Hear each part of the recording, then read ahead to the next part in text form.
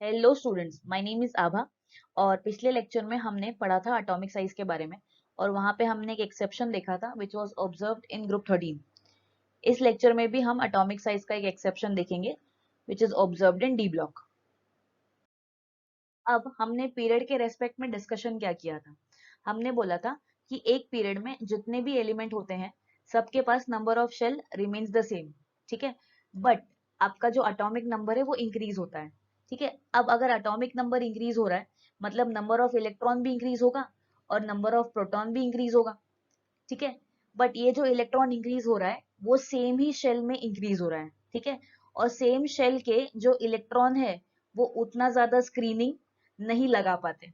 ठीक है, but proton के इंक्रीज के कारण न्यूक्लियर चार्ज तो बढ़ेगा, और अगर न्यूक्लियर चार्ज बढ़ रहा है तो होगा क्या कि across the period atomic size decreases. तो अगर हम इस लॉजिक से देखें, ठीक है, फोर्थ पीरियड में जहां से आपके डी ब्लॉक स्टार्ट होते हैं, ठीक है, अब फोर्थ पीरियड में डी ब्लॉक के एलिमेंट्स कौन से हैं। यहाँ पे है scandium, titanium, vanadium, chromium, manganese, iron, cobalt, निकल, कॉपर एंड जिंक।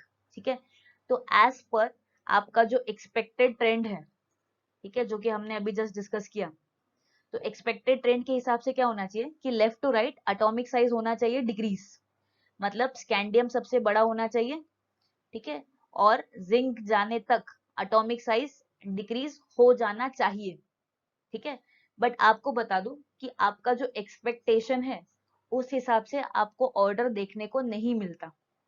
ठीक है, अब ऑर्डर एग्जैक्टली क्या है और क्यों है उसके ऊपर डिस्कशन करते हैं।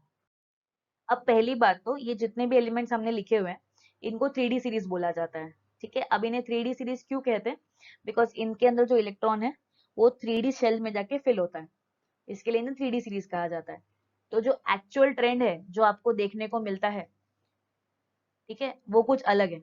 अब इनिशियली जो है आपका जो एटॉमिक साइज है क्रोमियम तक वो होता है डिक्रीज। फिर अगर आप देखोगे मैंगनीज से लेके निकल तक आपका जो एटॉमिक साइज है दैट रिमेन्स नियरली कांस्टेंट। ठीक है, फिर अंत में कॉपर और जिंक तक जाने तक आपका जो एटॉमिक रेडियस है वो हो जाता है इंक्रीज। ठीक है, तो ये जो आपको एक्सेप्शन देखने को मिल रहा है ये क्यों मिल रहा है उसको समझते हैं। अब यहाँ पे ना आपको दो फैक्टर को कंसिडरेशन में लेना है। ठीक है, जो फर्स्ट फैक्टर आपको कंसिडरेशन में लेना है that is effective nuclear charge. ठीक है, अब आपको पता है कि अगर आप पीरियड में जाते हो तो एटॉमिक नंबर जो है वो इंक्रीज होता है लेफ्ट टू राइट। ठीक है, और अगर एटॉमिक नंबर इंक्रीज हो रहा है तो इफेक्टिव न्यूक्लियर चार्ज भी क्या होगा, इंक्रीज होगा।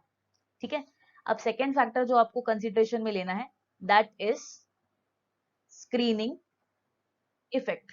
ठीक है, अब यहाँ पे हम स्क्रीनिंग इफेक्ट को इतना इंपॉर्टेंस क्यों दे रहे हैं। अब आपको अगर याद हो तो हमने जब इलेक्ट्रॉनिक कॉन्फ़िगरेशन लिखा था तो हमने वहां पे लिखा था कि एक बार इलेक्ट्रॉन जो है वो 4s में अगर भर जाएंगे तो 4s के बाद जो इलेक्ट्रॉन है वो 3d में भरते हैं। ठीक है, मतलब हम यहाँ पे क्या कह सकते हैं कि इलेक्ट्रॉन पहले ns में भरता है फिर n-1 d में भरता है, राइट। अब ns जो है इसको आप बोलते हो प्रिंसिपल शेल। ठीक है, प्रिंसिपल शेल भी बोल सकते हो या वैलेंस शेल भी बोल सकते हो nth शेल को। ठीक है, मतलब ये सबसे आउटर मोस्ट शेल है। अब अगर n आउटर मोस्ट है तो n-1 क्या हो जाएगा, सेकेंड लास्ट हो जाएगा। ठीक है, और इसके लिए जो टर्म यूज किया जाता है वो है पेनल्टीमेट शेल। ठीक है, अब अगर इलेक्ट्रॉन सेकेंड लास्ट शेल में भर रहे हैं मतलब अंदर वाले शेल में भर रहे हैं तो वो इलेक्ट्रॉन स्क्रीनिंग में कुछ तो कंट्रीब्यूट करेंगे। तो इसके लिए हमने यहाँ पे स्क्रीनिंग इफेक्ट को भी कंसिडरेशन में लिया है। अब इनिशियली अगर आप देखोगे ना क्रोमियम तक तो कॉन्फ़िगरेशन आपको आ जाएगा D1, D2, D3 और आपको आ जाएगा D5। ठीक है, मतलब हम बोल सकते हैं कि जो डी सबशेल है उसकी कैपेसिटी होती है 10 इलेक्ट्रॉन होल्ड करने की। ठीक है, और यहाँ पे उतने इलेक्ट्रॉन अब तक फिल नहीं हुई है, 1 2 3 या 5 ही फिल हुआ है। ठीक है, मतलब यहाँ पे इंटर इलेक्ट्रॉनिक रिपल्शन जो है वो उतना ज्यादा नहीं लगेगा, और इलेक्ट्रॉन भी इतने ज्यादा नहीं हुए हैं कि वो स्क्रीनिंग लगाए। ठीक है, तो इनिशियली आपका जो इफेक्टिव न्यूक्लियर चार्ज है वो डोमिनेट करेगा स्क्रीनिंग इफेक्ट के ऊपर। एंड अगर इफेक्टिव न्यूक्लियर चार्ज ज्यादा होता है तो एटॉमिक रेडियस क्या होता है, डिक्रीज होता है। ठीक है, अब अगर आप मैंगनीज से लेके निकल देखोगे कॉन्फ़िगरेशन, तो यहाँ पे क्या होता है कि मैंगनीज में भी आपको D5 मिलेगा, आयरन में D6, कोबाल्ट में D7 और यहाँ पे D8। मतलब अगर आप यहाँ पे देख रहे हो तो यहाँ पे इलेक्ट्रॉन का नंबर अच्छा खासा इंक्रीज हो रहा है, तो यहाँ पे रिपल्शन भी लगेगा इलेक्ट्रॉन इलेक्ट्रॉन के बीच में, और यहाँ पे आपका स्क्रीनिंग इफेक्ट भी अच्छा खासा लगेगा।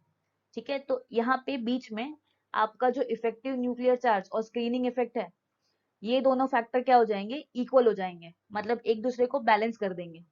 ठीक है, और सिंस वो एक दूसरे को बैलेंस कर रहे हैं, तो आपको एटॉमिक साइज में कुछ खास फर्क देखने को नहीं मिल रहा, वो कांस्टेंट रह रहा है। अब एंड में अगर आप कॉपर और जिंक पे जाएंगे, तो कॉपर एंड जिंक में दोनों में आपको D10 की कॉन्फ़िगरेशन मिलती है।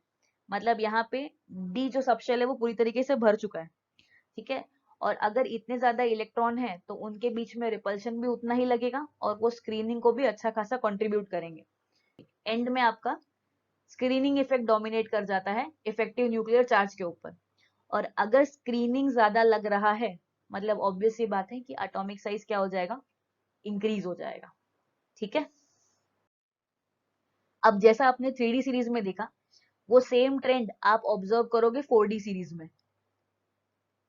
ठीक है, और इवन इन 5D सीरीज। ठीक है, तो अगर आपको कोई पूछेगा कि what is the trend across the period in D block, ठीक है, तो आप क्या बोलोगे, दैट इनिशियली एटॉमिक साइज हम बोलेंगे डिक्रीज होता है। ठीक है, क्यों, बिकॉज इफेक्टिव न्यूक्लियर चार्ज जो है वो डोमिनेट करता है स्क्रीनिंग इफेक्ट के ऊपर। ठीक है, देन एटॉमिक साइज क्या हो जाएगा, इट रिमेन्स कांस्टेंट। ठीक है, क्यों, बिकॉज इफेक्टिव न्यूक्लियर चार्ज और स्क्रीनिंग इफेक्ट दोनों एक दूसरे को बैलेंस कर देते हैं। ठीक है, and at the end atomic size हम बोलेंगे इंक्रीज होता है। ऐसा क्यों, बिकॉज इफेक्टिव न्यूक्लियर चार्ज ये कम हो जाएगा और आपका स्क्रीनिंग इफेक्ट जो है वो ज्यादा हो जाएगा, मतलब यहाँ पे स्क्रीनिंग इफेक्ट डोमिनेट कर रहा है। ठीक है, तो आपको याद रखना है कि डी ब्लॉक में अक्रॉस द पीरियड आपको नॉर्मल ट्रेंड नहीं होता ऑब्जर्व।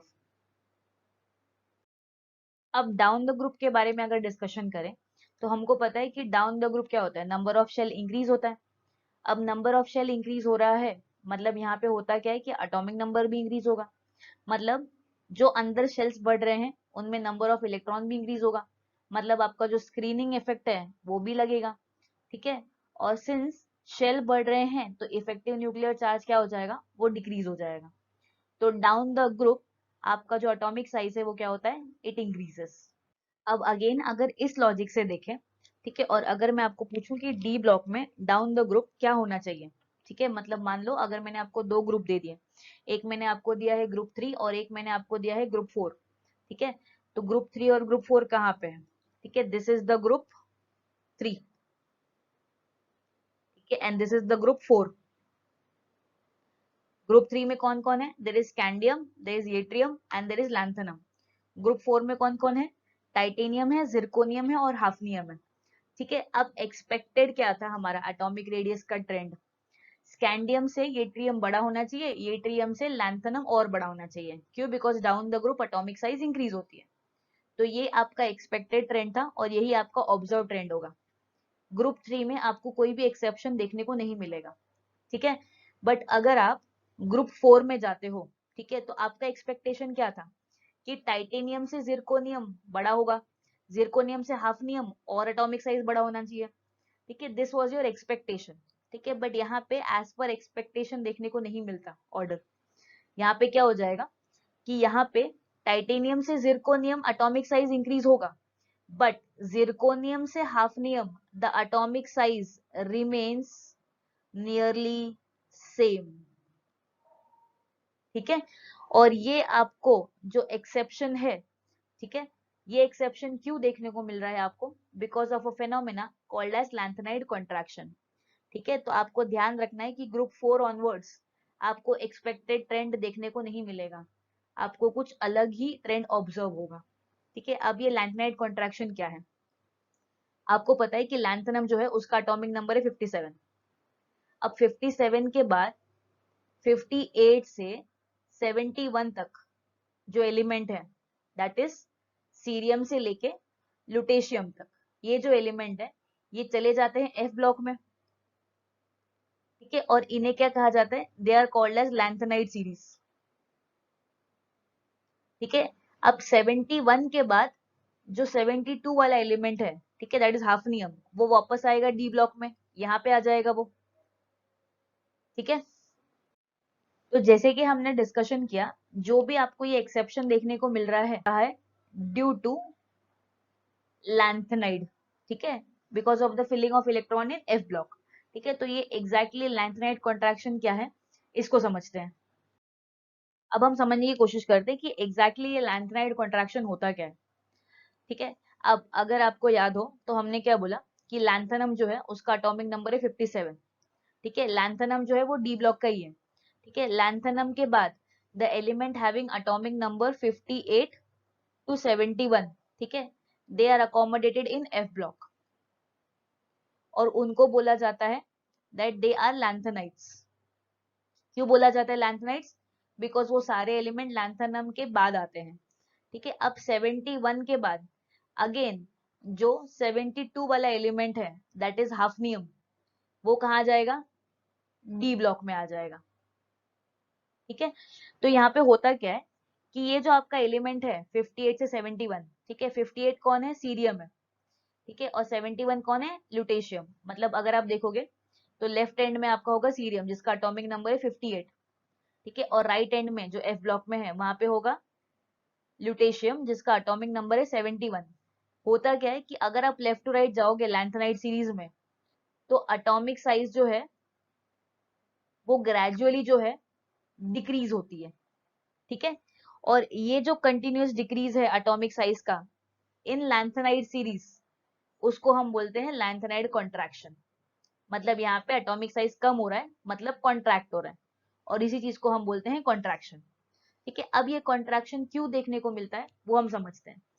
अगर आपको याद है तो हमने इलेक्ट्रॉनिक कॉन्फ़िगरेशन लिखते टाइम इसका डिस्कशन किया था कि लैंथेनाइड सीरीज में 4f ऑर्बिटल भरते हैं, ठीक है। एंड 4f के जो इलेक्ट्रॉन होते हैं, इनकी जो स्क्रीनिंग होती है वो काफी पुअर होती है, ठीक है। और अगर स्क्रीनिंग पुअर है तो इफेक्टिव न्यूक्लियर चार्ज जो है वो इंक्रीज हो जाएगी, और अगर इफेक्टिव न्यूक्लियर चार्ज इंक्रीज होगा तो एटॉमिक साइज क्या हो जाएगा, इट विल डिक्रीज। अब इसका मतलब ये है कि जैसे कि आप देख रहे हो लैंथेनम, ठीक है, तो लैंथेनम का जो एटॉमिक नंबर है दैट इज 57, ठीक है। अब लैंथेनम के बाद सीरियम से लुटेशियम तक भरता क्या है कि electrons are getting filled in 4f orbital, ठीक है। और जैसे कि हमने डिस्कस किया 4f के जो इलेक्ट्रॉन होते हैं उनकी स्क्रीनिंग कैसी होती है, वो होती है काफी पुअर, जिसकी वजह से होता क्या है कि इफेक्टिव न्यूक्लियर चार्ज इंक्रीज होता है और आपका जो एटॉमिक साइज है वो डिक्रीज होता है, ठीक है। मतलब 58 से 71 जब 4f भर जाएगा, उसके बाद जब 72 में आने के बाद जब 5d भरने लगेगा, ठीक है, तो एटॉमिक साइज इतना डिक्रीज हो जाएगा कि हाफनियम का जो साइज है वो इसके ऊपर वाले एलिमेंट दैट इज जिरकोनियम के साइज का हो जाएगा, ठीक है। अब ये जो लैंथेनाइड कॉन्ट्रैक्शन हमने पढ़ा, इस लैंथेनाइड कॉन्ट्रैक्शन की वजह से हमें पीरियोडिक टेबल में केमिकल ट्विन्स देखने मिलते हैं, ठीक है। अब ये केमिकल ट्विन्स क्या होता है उसको समझते हैं, ठीक है। डी ब्लॉक में फ्रॉम ग्रुप 4 टू ग्रुप 11, ठीक है, जो एलिमेंट्स होते हैं 4d और 5d के, इन्हें बोला जाता है केमिकल ट्विन। मतलब जिरकोनियम हाफनियम एक केमिकल ट्विन हो गया, नायोबियम और टैंटेनम एक ट्विन हो गया, मोलिब्डेनम और टंगस्टन एक ट्विन हो गया, टेक्नीशियम एंड रेनियम एक ट्विन हो गया, रुदेनियम एंड ऑस्मियम एक ट्विन हो गया, रोडियम इरिडियम एक ट्विन हो गया, पैलेडियम एंड प्लैटिनम एक ट्विन हो गया, सिल्वर एंड गोल्ड ये एक ट्विन हो गया, ठीक है। तो आपको यहाँ पे केमिकल ट्विन्स देखने को मिलते हैं, ठीक है। अब ये केमिकल ट्विन्स क्यों बोल रहे हैं हम इन्हें, ठीक है। पहला रीजन क्या है कि इनकी जो एटॉमिक साइज है दैट इज नियरली सेम। अब इनकी एटॉमिक साइज नियरली सेम क्यों आती है, बिकॉज जैसे कि हमने डिस्कस किया लैंथेनाइड कॉन्ट्रैक्शन के कारण 4d एंड 5d सीरीज की जो एटॉमिक साइज है, ठीक है, वो हो जाती है नियरली सेम, ठीक है। दूसरा, सिंस ये एक ही ग्रुप के एलिमेंट्स हैं, तो इनके पास नंबर ऑफ वैलेंस इलेक्ट्रॉन भी सेम होंगे और प्रॉपर्टीज भी काफी सिमिलर होगी। तो इन 3 रीजन के कारण ये जो एलिमेंट्स आपने देखे हैं यहाँ पे, ठीक है, इन्हें बोला जाता है that they are chemical twins. ठीक है, अब यहाँ पे 2 चीज आपको ध्यान रखनी है। ठीक है, पहला बात कि ग्रुप 3 केमिकल ट्विन में नहीं आता। ठीक है, मतलब अगर आपको पूछा जाएगा कि compare the atomic size of scandium, yttrium and lanthanum, तो आपको पता है यहाँ पे नॉर्मल ट्रेंड ही ऑब्जर्व होगा। और नॉर्मल ट्रेंड क्या होता है कि down the group atomic size increases, मतलब scandium smaller than yttrium, yttrium smaller than lanthanum.